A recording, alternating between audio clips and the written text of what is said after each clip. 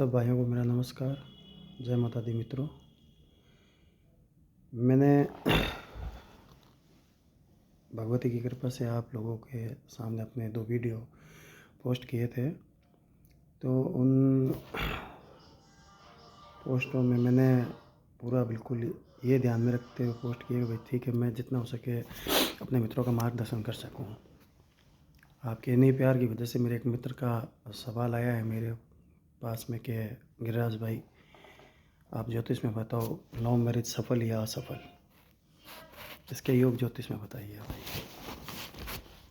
बिल्कुल, love marriage कैसे सफल होती है और कैसे असफल होती है, जितना मैं मेरे अनुभव, मेरे अध्ययन से बता सकूं, उतनी मैं बिल्कुल आप लोगों के लिए कोशिश करूंगा भाइयों। लव मैरिज, सर्वप्रथम यही सवाल होता है, कैसे होती है? देखिए, लव मैरिज का सबसे बड़ा संबंध होता है चंद्रमा से। चंद्रमा ज्योतिष में इसका स्थान है, इसको मन का ग्रह भी कहते हैं।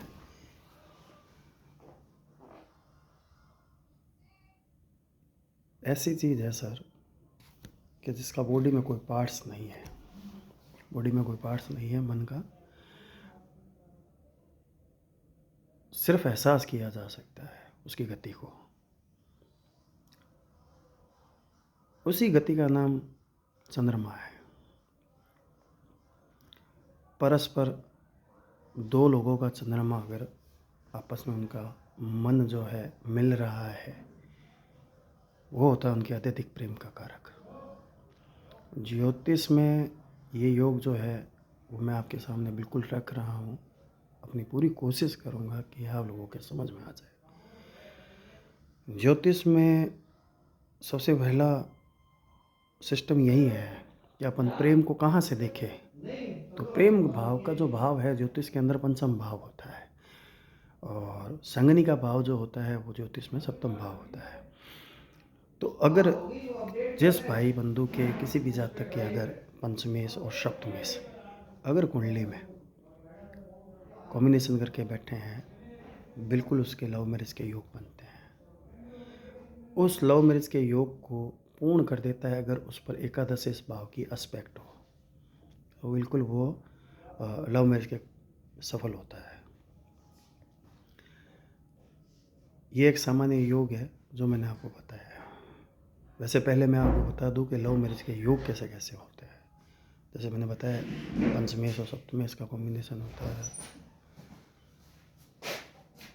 सप्तमेश लग्नेश, पंचमेश लग्नेश, पंचमेश और सप्तमेश का राशि परिवर्तन योग, लग्नेश और सप्तमेश का राशि परिवर्तन योग इत्यादि योग जो है वो एक सफल लव मैरिज के लिए कारगर है। अब समस्या क्या आती है वो सुनिए मित्रों। समस्या ये आती है कि आपने लव मैरिज कर तो ली है, अब ये सर निभेगी नहीं निभेगी। अमूमन क्या होता है, जो शादी करता है वो साल भर 1.5 साल ऐसे समस्या आ जाती है कि उनके डाइवोर्स तक की नौबत आ जाती है। ऐसा क्यों होता है? तो इनके जो योग है मैं आपको वो भी बता देता हूँ। जैसे पंचमेश और सप्तमेश ये दोनों कॉम्बिनेशन है, लेकिन अगर 12th भाव, 2nd भाव, 6th भाव और अष्टमेश भाव, इन चारों भावों से अगर उन दोनों योगों ने अपना संपर्क किया है तो निश्चिंत गड़बड़ होगी लव मैरिज में, निश्चिंत गड़बड़ होगी लव मैरिज में। अब शादी में ये भी समस्या आती है कि लव मैरिज बंदे ने कर तो ली है, पर किसी के फादर से नहीं बन रही है, किसी के मदर से नहीं बन रही है, किसी के भाई से नहीं बन रही है, किसी के परिवार में किसी से नहीं बन रही है। अब उसका योग खंडन होने का क्या कारण होता है वो बता देता हूँ। जैसे मान लीजिए कि लग्नेश और सप्तमेश का योग है, या चाहे पंचमेश और सप्तमेश का योग है, तो बंदा लव मैरिज करता है।